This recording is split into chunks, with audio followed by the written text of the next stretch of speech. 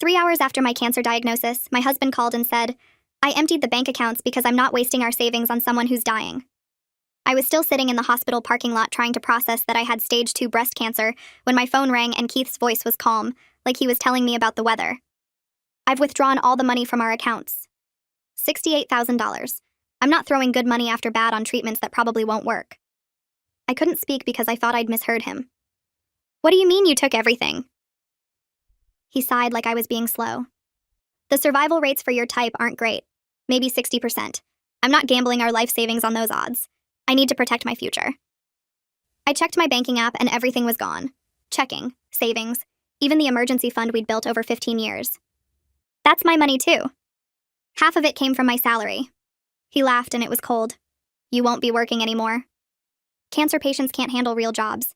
I'm the only income now, so I make the financial decisions. I was a teacher with excellent insurance, but he'd already decided I was dying. I need that money for treatment, for bills while I'm in chemo. He was quiet for a moment, then said, Your parents can help you. Or start a crowdfunding thing. People love sob stories about teachers with cancer. My parents were retired on a fixed income, and he knew that. Where are you? I heard traffic in the background and a woman laughing. I'm taking a break. This diagnosis is hard on me too. I need space to process. The woman laughed again, and I recognized the voice. His coworker, Brittany, was 23 and had been texting him constantly. You're with Brittany? He didn't deny it. She understands what I'm going through.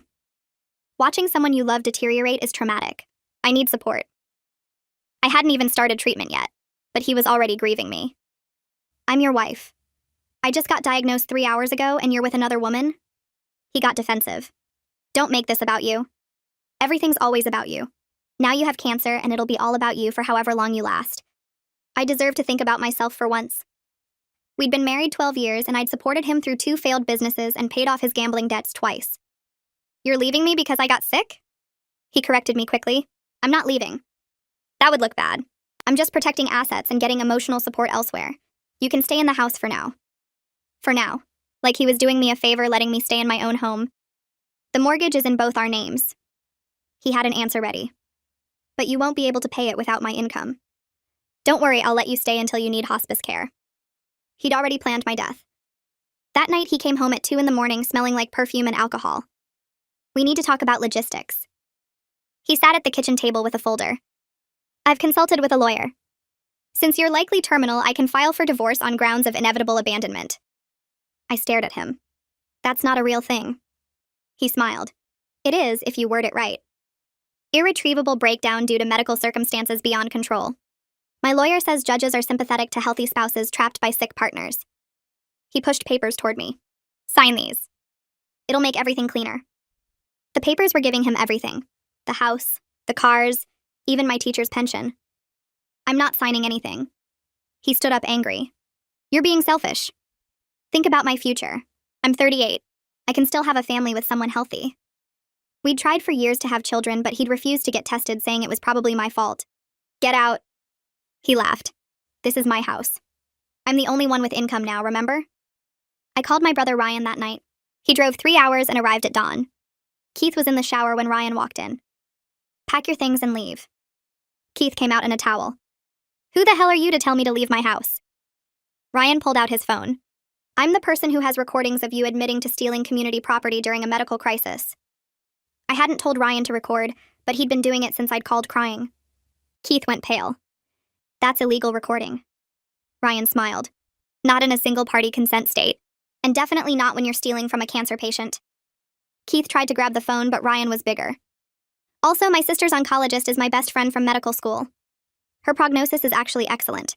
90% survival rate with treatment. You didn't even ask for details before writing her off. Keith looked at me, shocked. I watched the color drain from his face like someone had opened a valve. His mouth opened and closed twice before any sound came out, and when it did, his voice was higher than normal. He looked at me instead of Ryan, searching my face for something, maybe hoping I'd tell him it was a joke or a mistake. I kept my expression blank because I didn't owe him comfort or reassurance anymore. He'd written me off without asking a single question about my actual diagnosis, my actual treatment plan, my actual chances. He'd just assumed I was dying and made his choices based on that assumption. Ryan stepped closer to Keith and his voice stayed calm but got quieter, which somehow made it more threatening. He laid out exactly what happened next in simple terms that even Keith couldn't misunderstand. Every penny of that $68,000 got returned within 48 hours, not a day longer. Keith packed his things and moved out of the house immediately. He cooperated fully with the divorce proceedings without fighting or making demands. If Keith did all of that without complaint, Ryan would keep the recordings private. If Keith refused or tried to negotiate or caused any problems, Ryan would send the recordings to Keith's employer, to his parents, to his sister, and to anyone else who needed to know what kind of person he really was. Ryan would also file criminal charges for theft of community property during a medical emergency, which apparently was a real thing that prosecutors loved because it made them look good. Keith started shaking his head before Ryan even finished talking. He held up both hands like he was trying to stop traffic, and his voice came out panicked and rushed. He couldn't return the money that fast because he'd already spent some of it and he needed time to figure things out. Ryan's whole posture changed in a way that made me take a step back, even though I wasn't the one he was focused on. His jaw tightened and his eyes went cold, and he asked Keith exactly how much he'd spent, and on what. Keith looked at the floor and mumbled something I couldn't hear. Ryan told him to speak up and look at him when he talked. Keith's face flushed red, and he admitted he'd put a down payment on a new truck because his current one was getting old, and he'd been planning to upgrade anyway. He'd also taken Brittany on a weekend trip to a resort in the mountains because she'd been stressed at work and needed a break. The total was somewhere around $12,000 spent in 3 days. I felt something cold settle in my chest that wasn't quite anger and wasn't quite hurt. It was more like clarity, the kind that comes when you finally see something you'd been avoiding looking at directly. He'd stolen our life savings hours after my cancer diagnosis, and immediately spent $12,000 on a truck and a vacation with his girlfriend. Not on anything important or necessary, not on bills or emergencies, on toys and entertainment while I sat alone trying to figure out how to pay for treatment. I heard my own voice before I decided to speak. I told Keith he had until tomorrow morning to figure out how to return all $68,000, or I was calling the police myself. Not 48 hours. Tomorrow morning. He could take out a loan, borrow from his parents, sell the truck he'd just bought, cancel the resort charges, or figure out some other solution, but the money needed to be back in my account by 9 a.m. Keith's eyes filled with tears, and he started talking fast about how he'd made a mistake, and panicked, and wasn't thinking clearly. He reached toward me, but I was already walking past him toward the bedroom. I couldn't stand to look at him anymore. Couldn't stand to be in the same room breathing the same air. I grabbed my overnight bag from the closet and started throwing clothes into it without really paying attention to what I was packing. I heard Keith following me and talking behind me, but his words didn't form into sentences in my brain. Ryan appeared in the doorway and told Keith to back off and give me space. Keith kept crying and saying he was sorry and he'd fix everything. I zipped the bag closed and walked past both of them without making eye contact. I stayed with my parents that night in my old bedroom that they'd turned into a guest room years ago. The bed was smaller than I remembered, and the walls were a different color, but the window still looked out at the same tree I used to climb as a kid. My mom sat with me on the edge of the bed and pulled me against her shoulder. She didn't say anything at first, just held me while I finally broke down completely. I'd been holding everything together since the diagnosis, staying calm and functional because that's what you do in a crisis. But sitting in my childhood bedroom with my mom's arms around me, I couldn't hold it anymore. The cancer diagnosis was terrifying in a way I couldn't fully process yet. My body had betrayed me, cells multiplying wrong, something growing inside me that wanted to kill me. But Keith's betrayal hurt worse somehow. The cancer wasn't personal. The cancer didn't choose to destroy me. Keith did. I'd chosen to trust him, to build a life with him, to support him through every failure and mistake. And when I needed him most, when I was most vulnerable and scared, he'd chosen to destroy me. He'd stolen my money, planned my death, and started a new relationship before I'd even processed the diagnosis. My mom stroked my hair and told me I was strong and I'd get through this. I wanted to believe her, but I felt hollowed out and exhausted. The next morning, I woke up to voices in the kitchen. Ryan was on the phone, and his voice had that sharp professional tone he used when he was handling business. I heard him say something about wire transfers and account numbers. I got dressed and walked out to find him drinking coffee at my parents' table. He told me Keith's attorney had called trying to negotiate more time and better terms. Ryan had shut him down immediately. The full amount got returned by noon, or he was moving forward with criminal charges. No extensions, no payment plans, no negotiations. I sat down and my dad pushed a plate of toast toward me even though I wasn't hungry. My phone buzzed with a banking notification at 11:47. $68,000 deposited via wire transfer. I stared at the screen until the numbers stopped looking like numbers and just became shapes. Ryan made another call and confirmed the transfer had cleared. He told someone on the other end that Keith could come get his things that afternoon, but Ryan would be there to supervise. I asked if I needed to be there, and Ryan said absolutely not. I should stay with Mom and Dad and let him handle it. That afternoon, I met with family law attorney Karen Hunter in her office downtown. Ryan had found her through a colleague, and she'd agreed to see me on short notice. She was maybe 50 with gray hair she didn't bother to dye, and sharp eyes that didn't miss anything. I told her everything from the beginning and watched her expression get colder with each detail. She asked specific questions about the timeline, the amounts, the recordings Ryan had made. When I finished, she sat back in her chair and told me she was furious on my behalf. She'd been practicing family law for 23 years, and she'd seen terrible things, but Keith's actions made her professionally and personally angry. What he'd done was financial abuse and possibly criminal theft, depending on how the prosecutor wanted to handle it. She explained that we had an extremely strong case for divorce and for recovering damages beyond just the principal amount. Keith had acted in bad faith, stolen community property during a medical emergency, and demonstrated clear intent to harm me financially. Any judge would see through whatever story his attorney tried to spin. She asked to hear Ryan's recordings and listened to them twice, making notes on a legal pad. When she finished, she told me the recordings were admissible in our state, and they were basically a gift from a legal standpoint. Keith had admitted everything in his own words, on tape, with clear timestamps. She started building a strategy right there, explaining how we'd file for divorce citing his misconduct, file a separate civil suit for damages, and potentially pursue criminal charges if he tried to fight us. She told me her standard rate and then said she was taking my case partially pro bono. She'd charge me a reduced fee because this level of cruelty offended her both professionally and personally, and she wanted to make sure I had the best representation possible. 2 days later, I had my first appointment with Dr. Jeremy Vickers at the oncology center. Ryan insisted on coming with me since Keith obviously wouldn't be there. The waiting room was quieter than I expected, full of people in various stages of treatment. Some had scarves covering bald heads, some looked healthy and normal, some were connected to portable IV poles. Dr. Vickers was younger than I expected, maybe early 40s, with kind eyes and a calm manner that made me feel slightly less terrified. He went through my diagnosis in detail, explaining exactly what type of cancer I had and why my prognosis was genuinely excellent. The specific cellular markers in my tumor responded extremely well to chemotherapy. My age and overall health were major advantages. The cancer hadn't spread to my lymph nodes, which was crucial. With treatment, my 5-year survival rate was over 90%. He showed me scans and charts and explained everything in terms I could understand without talking down to me. Ryan asked technical questions about treatment protocols and drug combinations, and Dr. Vickers answered thoroughly. He laid out the treatment plan clearly. 6 months of chemotherapy starting next week, administered every 3 weeks.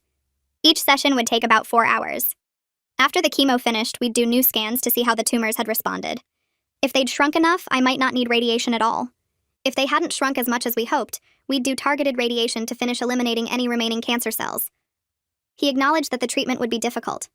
Chemotherapy was poison designed to kill fast-growing cells, and it didn't discriminate perfectly between cancer cells and healthy cells. I'd lose my hair, feel exhausted, probably deal with nausea despite anti-nausea medication. But I was otherwise healthy and strong, which improved my chances of handling treatment well. He emphasized that this was temporary. 6 months of difficulty for decades of life afterward. When we left his office, I felt strange, like I was carrying 2 opposite feelings at once. Terror about the treatment ahead, and relief that I actually had good odds of surviving this. I had to go to work the next morning because missing more days would mean arranging substitute coverage, and I wasn't ready to explain everything to my principal yet. My students were doing a reading activity when Morris knocked on my classroom door during his morning rounds. He asked if I had a moment to chat in the hallway, and I followed him out with my stomach tight because principals never pull teachers aside for good news. He leaned against the wall and asked how I was doing, and something about his kind expression made me crack. I told him about the diagnosis, about needing treatment starting next week, about needing to arrange coverage for chemotherapy days. He listened without interrupting, then told me the school would accommodate whatever I needed. Extended sick leave if necessary, reduced hours, whatever helped me focus on getting healthy. I started crying right there in the hallway between my classroom and the art room, and he handed me tissues from his pocket like he'd expected this. He said I'd been teaching at this school for 8 years, and they weren't losing me over logistics. I went back to my classroom feeling lighter than I had in days, like maybe I could actually do this. After school, I was packing my bag when Cornelia appeared in my doorway. She taught 3rd grade down the hall, and we'd been friends since I started working here. She walked straight over and hugged me without saying anything, and I realized Morris must have told her. She pulled back and said she'd heard about my diagnosis. I nodded because I couldn't speak yet. She sat on the edge of my desk and told me she'd had breast cancer 4 years ago. I'd known she'd been sick, but she'd never specified what kind, and now she was offering to help me navigate the practical parts of treatment that doctors don't always explain clearly. She talked about what to pack for chemotherapy sessions, which anti-nausea medications actually worked, how to deal with losing hair before it fell out in clumps. She made it sound manageable instead of impossible, and I felt grateful to have someone who understood what was coming. That evening, my phone started buzzing with calls from Keith's number. I'd blocked him after he left, but now he was calling from different numbers. Work phone. Numbers I didn't recognize. I let them all go to voicemail. Then the emails started. Long messages about how he'd panicked and made terrible choices. How he loved me and wanted to fix things. How the stress of my diagnosis had broken something in his brain temporarily. I forwarded them all to Karen without reading past the first few lines. She called me that night and told me not to respond to anything. Every message he sent was documentation of his behavior, and responding would only complicate things legally. She said judges loved to see one party trying to communicate, while the other stayed silent and collected evidence. Ryan came over the next morning with paperwork for new bank accounts in only my name. We spent 3 hours changing every password and security question I had. Bank accounts, email, social media, credit cards, everything. He made me set up 2-factor authentication on everything important. The violation of having someone steal from me while I was dealing with cancer made me paranoid about every login and password. I kept thinking about how Keith had known all my security information because we'd shared everything for 12 years. Now I was changing it all and feeling like I couldn't trust anything to stay safe. Ryan kept reassuring me that we were protecting my assets now, but I felt exhausted by the time we finished. My parents showed up that afternoon with grocery bags full of food. They started unpacking in my kitchen while I sat at the table feeling overwhelmed by everyone taking care of me. My dad sat down across from me and cleared his throat 3 times before speaking. He told me they'd pulled together $5,000 from their savings to help with any expenses insurance didn't cover. I immediately started crying and trying to refuse because they were retired on fixed income. They needed that money for their own expenses and emergencies. My mom came over and put her hands on my shoulders. She said they wanted to help their daughter and I needed to let them do this. My dad added that they'd been saving for years, and this was exactly the kind of emergency they'd saved for. I took the check because refusing would hurt them, but I felt guilty accepting money from parents who had so little to spare. The morning of my first chemotherapy session arrived too fast. Cornelia had given me a list of things to bring and what to expect, but I was still scared when Ryan drove me to the oncology center. The waiting room had people in various stages of treatment, and I tried not to stare at anyone. A nurse called my name and led me to a room with recliners arranged in rows. She was patient while explaining every step of the process. How long the IV would take to place, what medications would go in first, how long the actual chemotherapy drugs would take to infuse, what side effects might hit immediately versus later. Ryan sat in the chair next to mine and held my hand when the nurse inserted the IV. The whole process took 4 hours, and I watched the clear bags drip slowly into my arm while trying not to think about poison flowing through my veins. Ryan stayed the entire time, reading articles on his phone and getting me water when I asked. I was grateful he was there because the anxiety would have been unbearable alone. The side effects hit hard that evening. I made it home feeling okay, then spent the next 2 days barely able to get off the couch. Everything hurt, and I was so tired I couldn't keep my eyes open. Nausea came in waves despite the anti-nausea medication. My mom came to stay with me, bringing homemade soup I couldn't eat. She just sat nearby reading her book while I dozed on and off. Having her there made me feel less alone even though I couldn't talk much. She'd get up to bring me water or crackers without me asking, like she knew what I needed before I did. Karen called on the 3rd day and told me she'd filed divorce papers. The filing cited Keith's financial abuse, adultery, and abandonment during medical crisis. She was also pursuing a separate civil suit for return of my portion of the stolen funds plus damages. The wire transfer had only returned the principal amount, but she wanted him to pay for what he'd done. She explained that the civil suit would take longer, but it was worth pursuing because his actions had caused measurable harm. I listened while lying on my couch feeling too sick to care much about legal strategy, but I trusted her to handle it. Keith's attorney responded within a week with a counteroffer. Brendan Austin tried to frame everything as a misunderstanding during a stressful time. He claimed Keith had made poor decisions while processing his wife's terminal diagnosis and deserved compassion. Karen called me laughing after she read the response. She said we weren't negotiating because we had recordings of everything Keith admitted. We were taking him for everything he deserved to lose. She sounded almost cheerful about destroying his legal position, and I felt a small spark of satisfaction through the exhaustion. I returned to work after recovering from the first treatment. Walking into my classroom felt surreal after being sick for days. My desk was covered with cards and drawings from my students, colorful papers with crayon messages saying they missed me and hoped I felt better. One little girl came up before class started and told me her grandma had cancer and was fine now. She said it so matter-of-factly, like cancer was just something that happened, and then you got better. I started crying right there in front of my whole class, but they were good tears for once.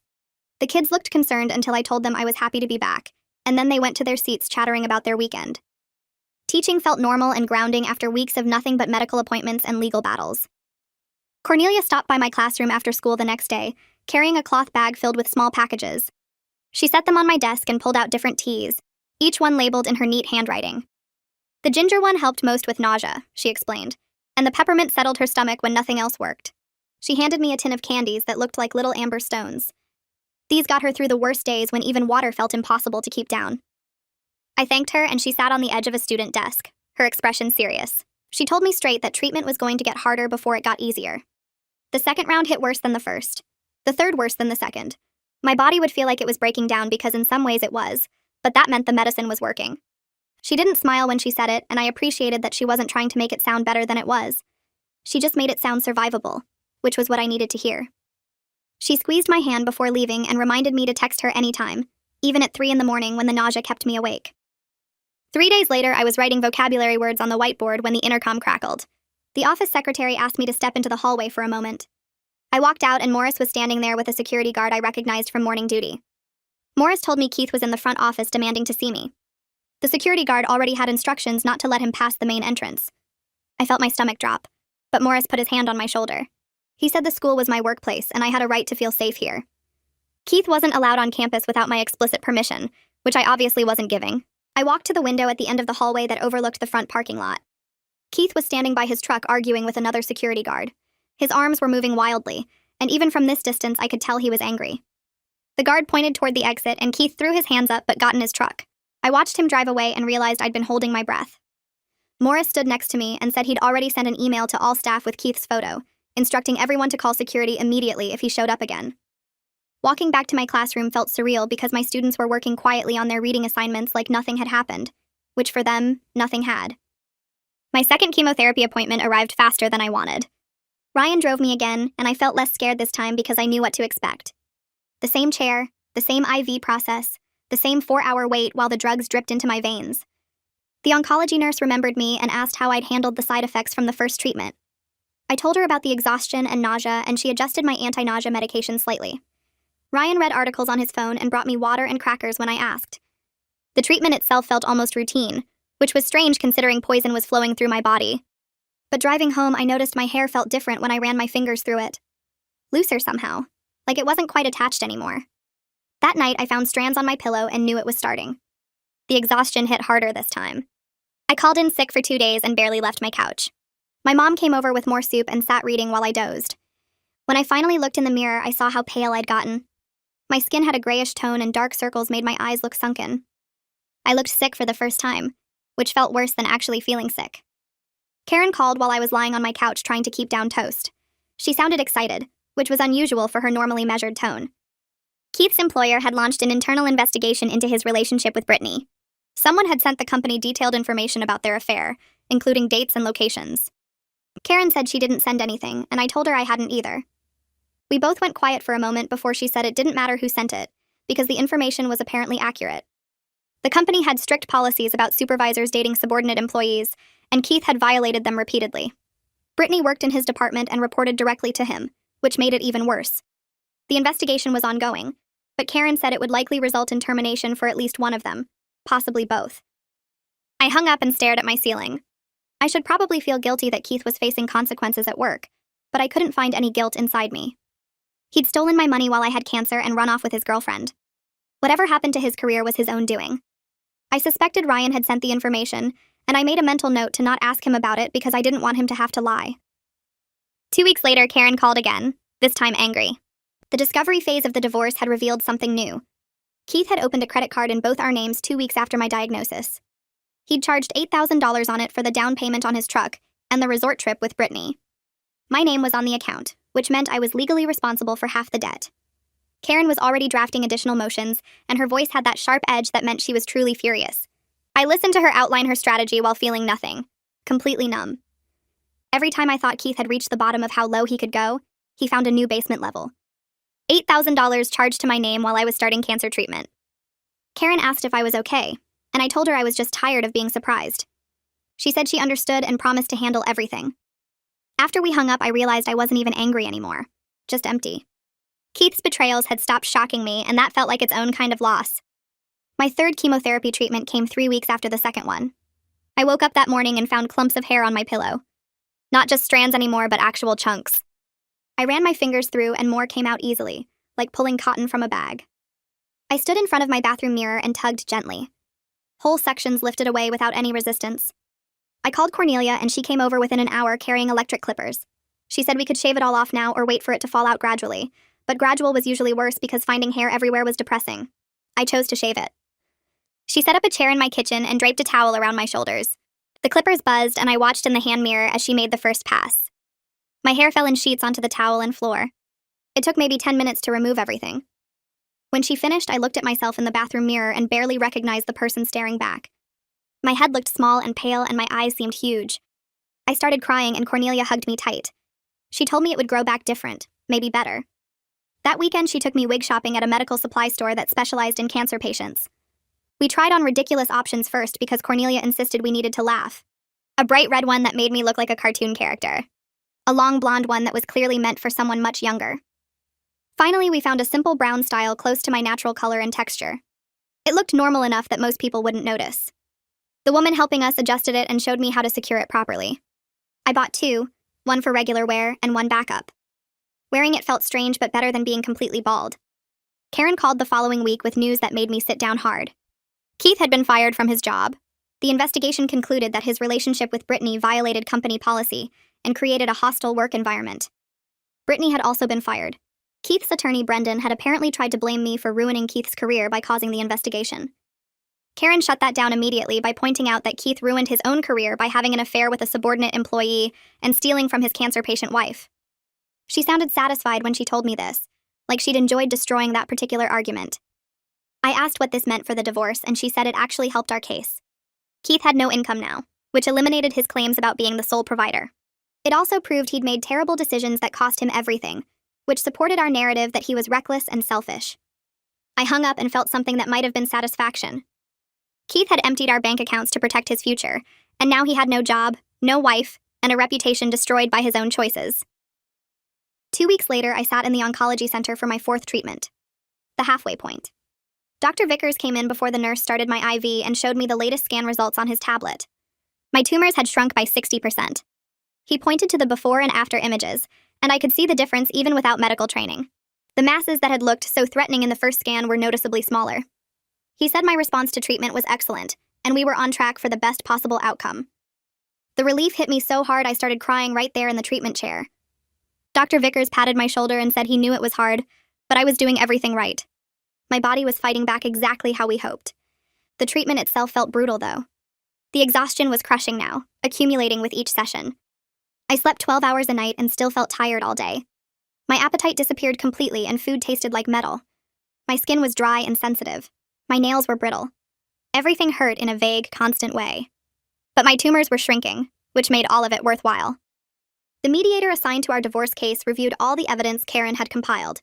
Financial records, Ryan's recordings, the credit card statements, everything. 2 days later, Karen called and said the mediator had spoken privately with Brendan. The mediator apparently told him that fighting this case was pointless given the overwhelming evidence against Keith. Brendan had advised Keith to accept Karen's settlement terms, which included returning my full half of all marital assets, plus $20,000 in damages for the financial abuse and emotional distress. Karen's terms also gave me the house, my complete portion of both our retirement accounts, one of our cars, and the damage payment. Keith would get the truck he'd stupidly bought with stolen money and his own retirement funds. Karen said Brendan was smart enough to recognize a losing battle. Keith had no defense for any of his actions, and continuing to fight would cost him more in legal fees than he'd save in assets. Keith's attorney called Karen the next morning and said Keith would accept the settlement. Keith apparently realized that dragging this out would cost him $30,000 or more in additional legal fees, and he'd still lose everything anyway. The settlement gave me almost everything I wanted. Our house that we'd bought together, but I'd made most of the mortgage payments on while Keith's businesses failed. My full share of retirement accounts that I'd contributed to steadily while Keith gambled away his bonuses. The car I actually drove instead of the truck he'd bought without asking me. $20,000 to partially compensate for what he'd put me through. Karen scheduled the final signing for the following week. She said Keith would sign his copy at Brendan's office and I'd sign mine at hers, so we wouldn't have to see each other. I thanked her for everything she'd done, and she told me she was proud of how I'd fought back. After I hung up, I sat in my quiet house and realized I felt relieved. Not happy exactly, but relieved that this part was finally ending. Keith had tried to destroy me when I was most vulnerable, and instead he'd destroyed himself. I was still here, still fighting, still surviving. Ryan called me 2 days later with news about Brittany. She'd dumped Keith the same week he lost his job, and apparently she was telling everyone at their former workplace that she had no idea he was married. Ryan's source was someone from Keith's old company who felt bad about what happened to me. I listened to Ryan relay the information and realized I felt nothing. No anger at Brittany for sleeping with my husband. No satisfaction that she'd abandoned him. Just a hollow emptiness where those emotions should be. I told Ryan I appreciated him keeping me informed, but I didn't care what either of them did anymore. I just wanted them gone from my life completely. He understood and promised to stop updating me unless it was legally necessary. The divorce finalized 3 weeks later on a Tuesday morning. I signed the papers at Karen's office while Keith signed his at Brendan's, and we never had to see each other.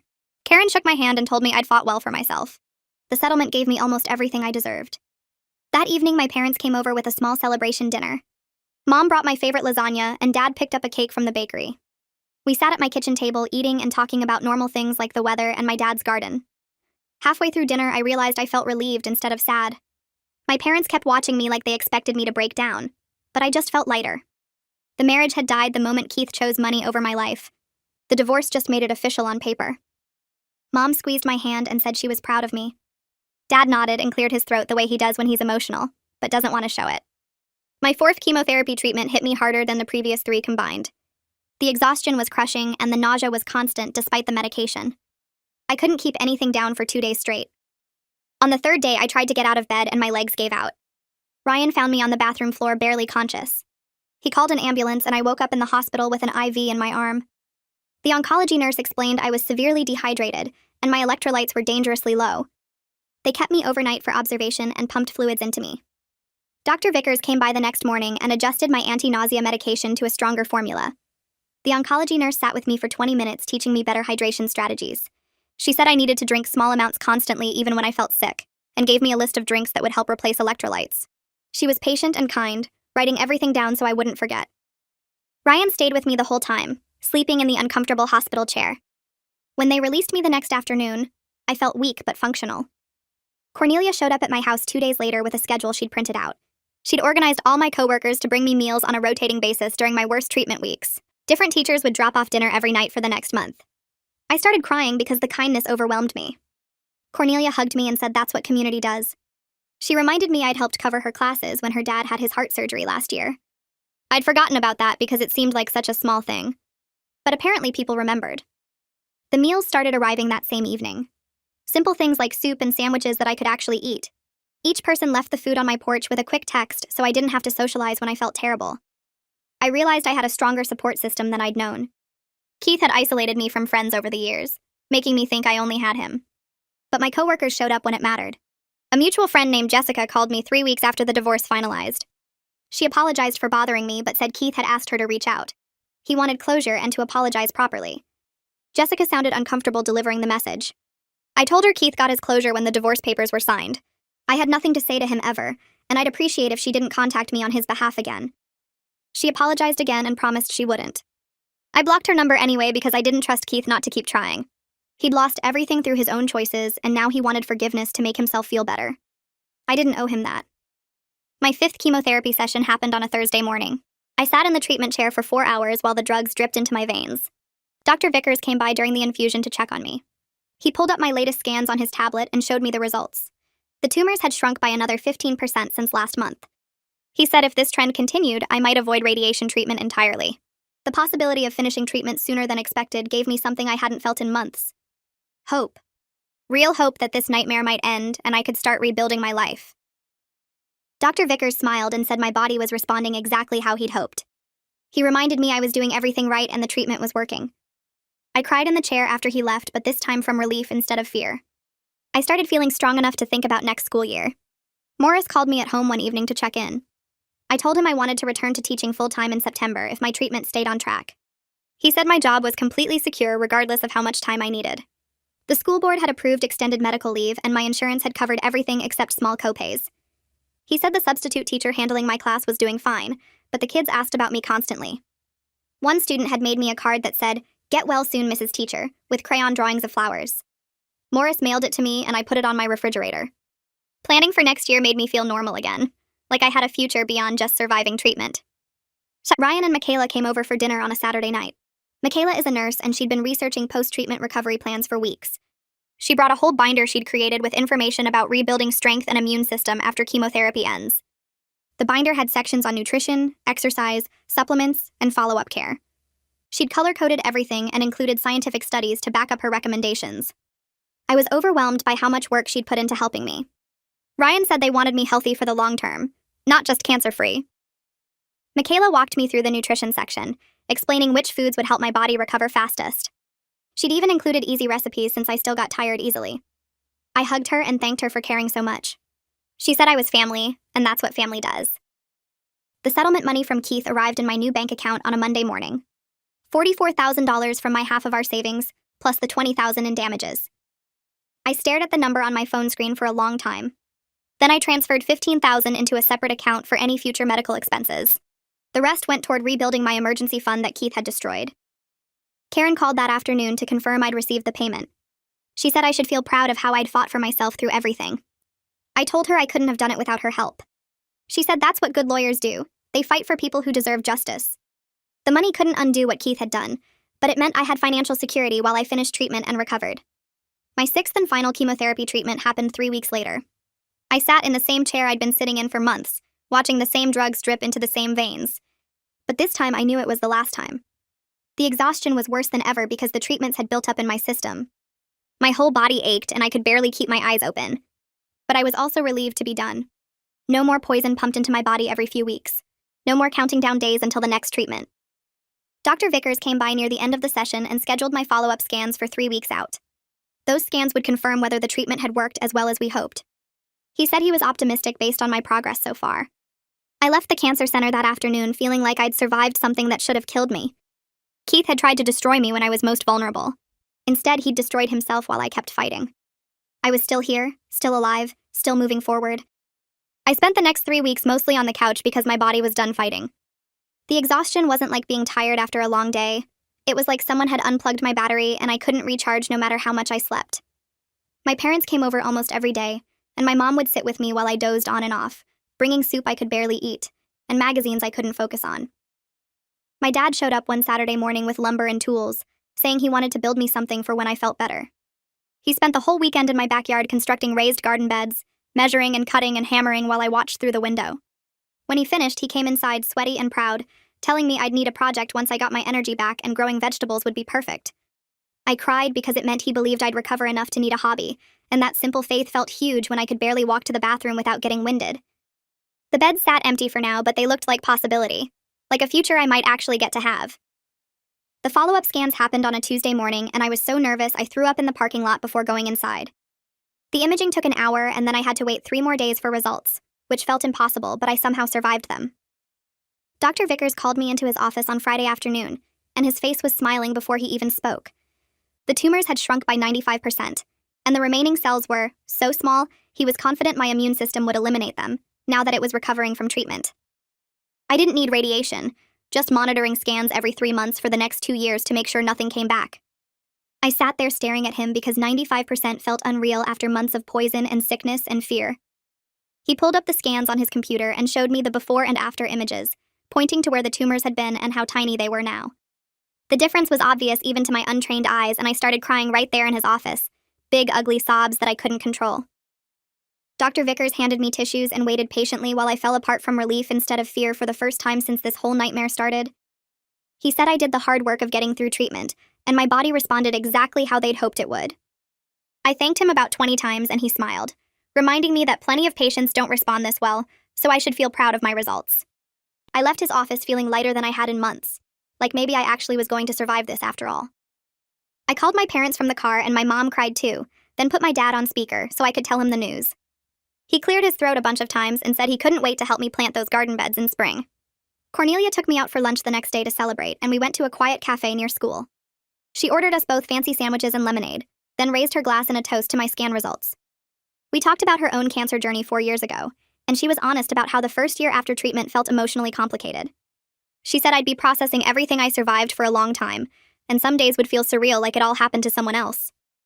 I asked if the fear of it coming back ever went away, and she admitted it never completely disappeared, but it got quieter with each clear scan.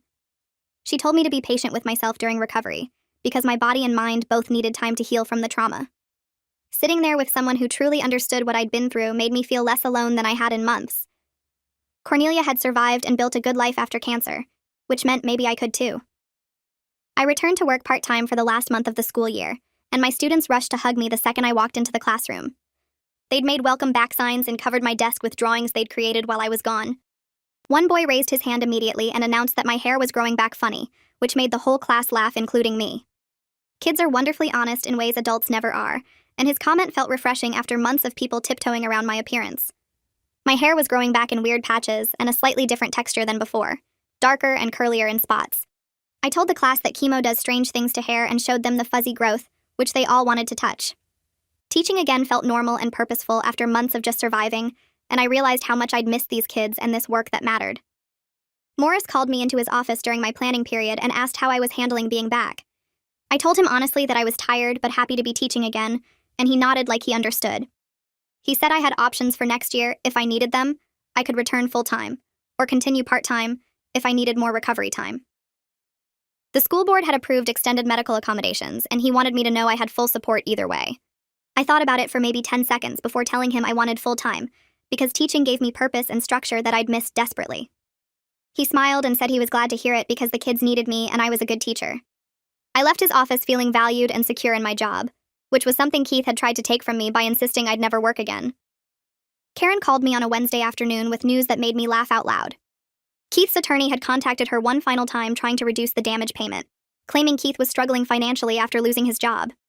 Karen's response was professional but brutal, basically saying Keith should have considered financial consequences before stealing from a cancer patient, and the case was closed.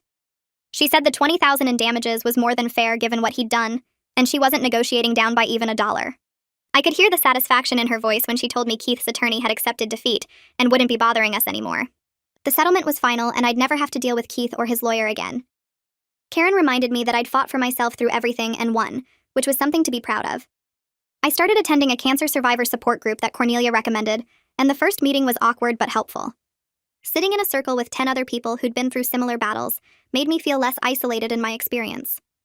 Several people shared stories about relationship betrayals during treatment, and I wasn't alone in having a partner abandon me when I got sick. One woman's husband left her during radiation, another man's wife cleaned out their accounts just like Keith had done to me. Hearing their stories was validating because it meant I wasn't uniquely unlucky or somehow at fault for Keith's choices. The group leader said betrayal during illness was unfortunately common, and processing that pain was just as important as physical recovery. I shared my story briefly, and people nodded with understanding that only fellow survivors could offer. My 3-month follow-up scan happened in early June, and I was less terrified this time but still nervous. The wait for results was only 2 days, and when Dr. Vickers called me in, his smile told me everything before he spoke. The scan was completely clear with no sign of cancer anywhere in my body. He said the words officially. I was in remission. Remission felt huge and terrifying and wonderful all at once, like I could finally believe I was going to survive this. Dr. Vickers scheduled my next scan for 3 months out and said if I stayed clear for 2 years, we could reduce monitoring to once a year. I walked out of the cancer center feeling like I'd been given my life back after months of it being held hostage by disease and treatment. I decided to sell the house because every room held bad memories of Keith's betrayal. My parents came over to help me pack, and my dad sorted through the garage while my mom tackled the kitchen with me. We worked through closets and cabinets, boxing up 15 years of accumulated life and deciding what to keep versus donate. Ryan showed up with his truck to haul away furniture I didn't want anymore, and he mentioned he'd been looking at smaller houses closer to my school. He found one that had just listed, a 2-bedroom with a yard and updated kitchen, priced within my budget from the settlement money. We drove over that afternoon, and I fell in love with it immediately because it felt like a fresh start with no ghosts of my failed marriage haunting the walls. I made the offer on the house the same day, and the seller accepted within hours because the market was slow, and I was paying cash from the settlement. Closing happened 3 weeks later, and I got the keys on a sunny morning in late June, standing on the front porch of a place that belonged only to me. The house needed paint, and the kitchen cabinets were outdated, and one bathroom had ugly tile, but none of it mattered because Keith had never set foot here. I spent the first week just cleaning and planning what colors to paint each room, measuring windows for curtains and making lists of supplies I needed. My parents came over with painting supplies, and my dad showed me how to properly prep walls while my mom washed all the windows until they sparkled.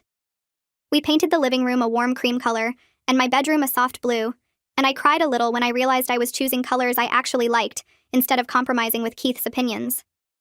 Ryan helped me move my furniture from storage and set up my bed, and standing in my own bedroom in my own house felt like the first deep breath I'd taken in months. I painted the second bedroom pale yellow, thinking maybe someday I'd have guests, or turn it into a craft room, and the act of planning a future felt strange but good. The kitchen got white paint and new cabinet hardware, and I hung curtains I picked out myself in patterns Keith would have hated. Every room I finished felt like reclaiming a piece of myself that cancer and Keith's betrayal had tried to take away. Michaela came over in early July with a binder she'd made about post-cancer health, filled with nutrition information and exercise plans designed for people recovering from treatment. She sat at my new kitchen table and walked me through meal planning focused on foods that support immune system recovery and reduce inflammation. We made a grocery list together, and she showed me how to prep healthy meals in batches, so I'd have good food ready when I was tired. She suggested starting with short walks every morning, just 10 or 15 minutes at first, gradually building up stamina without pushing too hard. The next morning, I walked around my neighborhood for 12 minutes and came home exhausted but proud that I'd done it. Each day I added a minute or two, and by the end of July, I was walking 30 minutes every morning, actually enjoying the movement and fresh air. My energy started coming back in small increments, not the crushing exhaustion that had defined the past 6 months. Michaela checked in weekly to see how I was feeling and adjust the plan, and having her medical expertise combined with her personal care made all the difference. I started sleeping better and waking up without that immediate dread that had been my constant companion during treatment. Food tasted normal again instead of metallic or bland, and I found myself actually hungry for meals instead of forcing myself to eat. My hair started growing back in August, and I was shocked at how different it looked coming in. The texture was completely different, wavy instead of straight, and the color was darker than before with less of the light brown highlights I'd always had. I stood in front of the bathroom mirror, touching the short, fuzzy growth and feeling like I was meeting a stranger who happened to live in my body. Cornelia told me her hair had changed too and said it was common after chemo, something about the treatment affecting hair follicles. I decided I liked the darker color and the wave, and it felt symbolic somehow that I was physically different from the person who got diagnosed 10 months ago. That version of me had been married to Keith, and believed our life together was solid, and this version knew better about everything. I wasn't the same woman who sat in that hospital parking lot crying while her husband stole their savings. I was someone who'd fought through hell and come out stronger. The physical change in my hair felt like visible proof of how much I'd changed internally, like my body was announcing I'd survived something that tried to destroy me. School started in late August, and I was back full-time with a new classroom on the second floor with better windows. Morris had arranged for me to have a lighter course load my first semester back. Fewer students per class so I wouldn't be overwhelmed. Walking into my classroom the first day felt surreal after months of hospital rooms and treatment centers, like returning to a normal life I'd thought was gone forever. My students were excited to have me back, and several had made welcome back cards over summer, which made me tear up reading them. Teaching felt meaningful in a completely different way than before, like I was grateful for every normal moment instead of taking it for granted. Explaining math concepts to 10-year-olds and helping them with homework problems seemed precious after spending months wondering if I'd ever do this again. I found myself more patient with difficult students and more appreciative of small victories, like when a struggling kid finally understood fractions.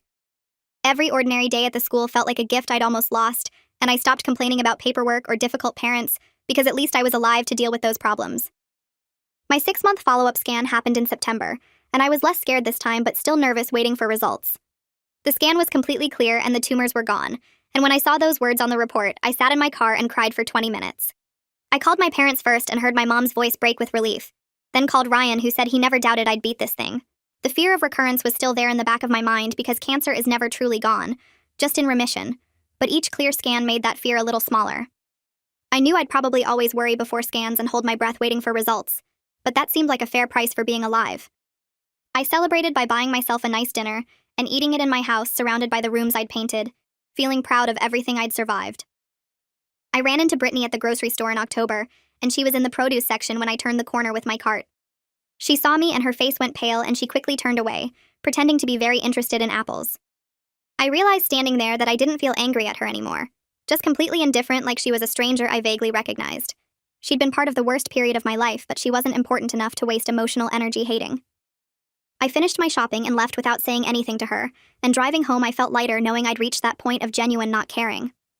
Seeing her uncomfortable and hurrying away felt like its own small victory, proof that she knew what she'd done was wrong even if Keith never would. Ryan and Michaela invited me to dinner in November and announced they were expecting a baby due in May. I hugged them both and cried happy tears this time, overwhelmed with joy at becoming an aunt. The timing felt perfect somehow, celebrating new life after I'd spent months fighting for my own. Michaela was glowing and Ryan was nervous and excited, and sitting at their table talking about baby names and nursery colors felt like the best possible future. I offered to help however they needed, and Michaela joked that I'd be the favorite aunt who spoils the baby. Driving home that night, I felt grateful to be alive to meet my niece or nephew, to be part of this new chapter for my family. Cornelia approached me in December about volunteering with a local cancer support organization that helped newly diagnosed patients. She'd been volunteering for 2 years and thought I might want to join her now that I was in remission. We started going together twice a month to meet with people just beginning treatment, answering questions and sharing our experiences. Being able to help others navigate what I'd been through gave me a sense of purpose beyond just surviving. One woman cried when I told her about Keith and said her husband had been distant since her diagnosis, and I could offer her resources and support that I wished I'd had earlier. Helping scared patients understand what to expect and assuring them they could get through it felt like using my worst experience to create something good. My parents came over for dinner in January, and my dad pulled me aside to say he was proud of how I'd handled everything. He admitted he'd wanted to do much worse to Keith than Ryan's legal approach, and I could hear the anger in his voice that anyone had treated his daughter that way. My mom hugged me and said watching me fight through cancer and divorce simultaneously had shown her a strength she didn't know I had. I realized sitting with them in my little house that my family had shown up for me in every way that mattered when I needed them most. They'd given money they couldn't afford, time they didn't have, and unwavering support through the darkest period of my life. I went on a few casual dates in February, meeting guys through a dating app and going for coffee or dinner. None of them felt like anything serious, and I realized I wasn't ready for a relationship, maybe wouldn't be for a long time. I was focused on my health with regular scans every 3 months, my teaching career that felt meaningful again, my family who'd proven their love and rebuilding my life on terms I chose. Being single felt peaceful instead of lonely, like I needed time to just be myself without considering anyone else's needs or opinions.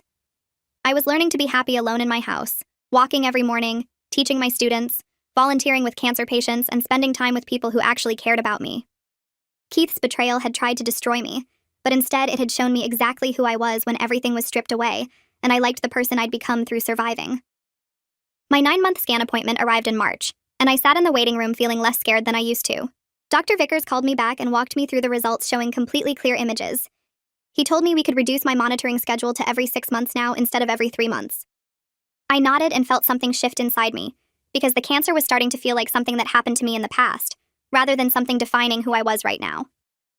Driving home, I realized I'd gone whole days recently without thinking about being sick, without checking my body for new symptoms, without that constant fear sitting in my chest.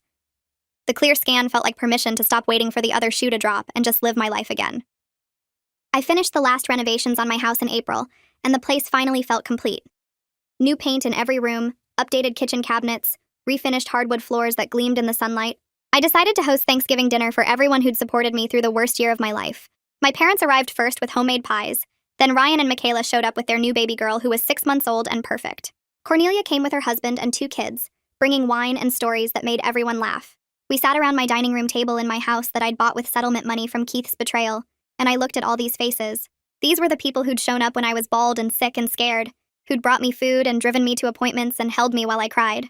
Sitting there surrounded by them felt like the truest measure of wealth I'd ever known, better than any bank account balance. A former student's parent contacted me in early December through the school office.